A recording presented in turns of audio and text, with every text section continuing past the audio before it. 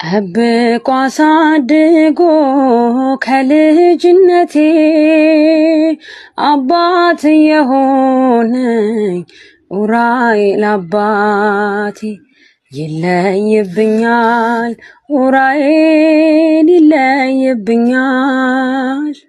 በክንፉ ሸፍኖ በቤቱ አሳድጎኛል።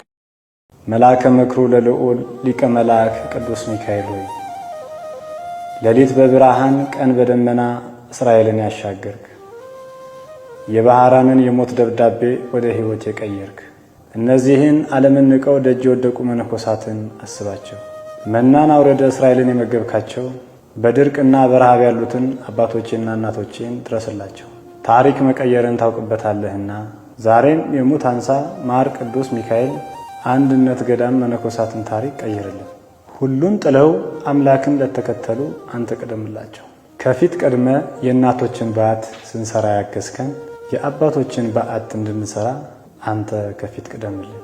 መልአከ ርኅራኄ ነህና የምእመናንን ልብ አራርተህ ቀሪውን ሥራ አስፈጽምልን። ረድተሃልና ባህራንን ሚካኤል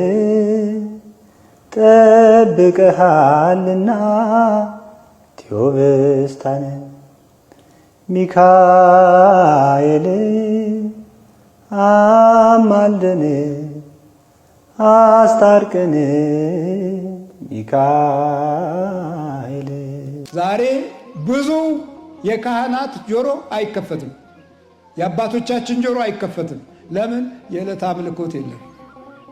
እስላም ወንድሞቻችን በቀን 5 ጊዜ ይሰግዳሉ፣ ይተባበራሉ፣ ይተጋገዛሉ፣ ይጠራራሉ፣ ይሰማማሉ፣ በአንድ ድምፅ ይመራሉ።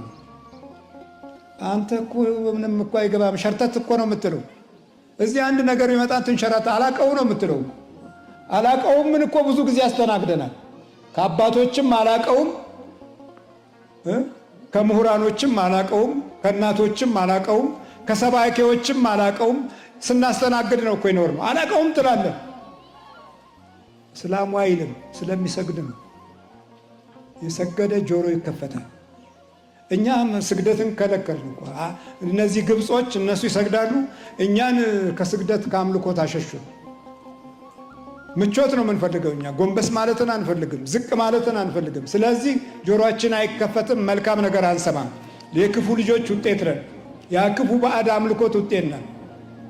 ይሄ ግርማ ሞገስ አውደ ነገሥት ምን እያል ስነጨናበስ ስለኖርን ለሰይጣን ቅርብ ነን፣ ለአጋንንት ቅርብ ነን። ስለዚህ ለመስማት ለማስተዋል አምልኮት ያስፈልጋል። እየሰገድክ የምትወልደው ነው የሚሰማክ። የምትሰግደው እኮ ራስን ዝቅ ማድረጊያ ነው። ሰብአ ሰገል መንገድ ያገኙት ከሰገዱ በኋላ ነው። መድኃኒታችን ኢየሱስ ክርስቶስ ከፍ ከፍ ሲል ከሰገዱ በኋላ ነው ወደ ላይ የወጣው።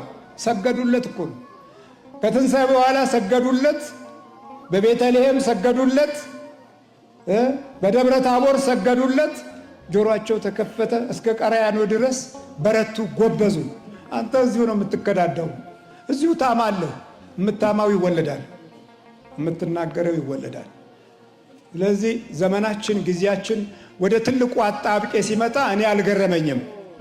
ለምን? የምናይበት አይን የተለያየን ስለሆነ ገና ነው። አሁንም ክፉ ስለሆን ክፉ ገና ነው። ህብረት የለንም፣ አንድነት የለንም፣ አንከባበርም፣ አንወዳጅም፣ አንተጋገዝም። ስለዚህ ከኛ የበለጠ አረመኔ ያለ እንዴት አለ? ከኛ የበለጠ ጨካኝ አለ እንዴት አለ? ከኛ የበለጠ ቀባሪ አለ እንዴት አለ? ታዲያ ቀባሪን ትወልዳለህ። ሌላ እኮ አይደለም። በቃ እግዚአብሔር ማስተዋሉን ይስጠን። ለዚህ ጆሮ መክፈቻ 3 ናቸው።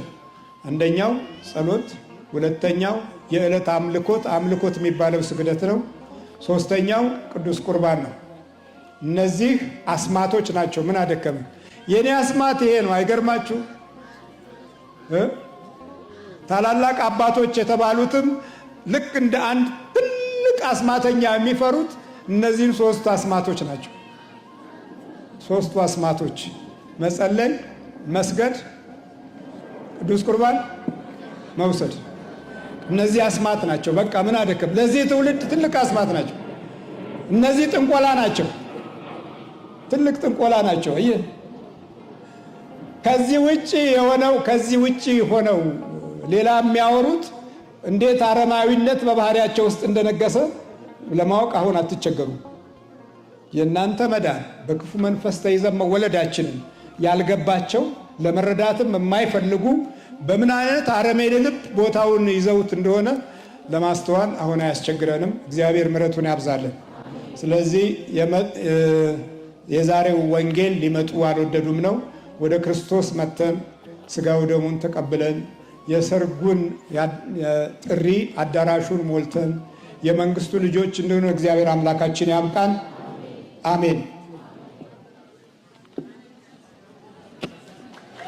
ቁጭ በል።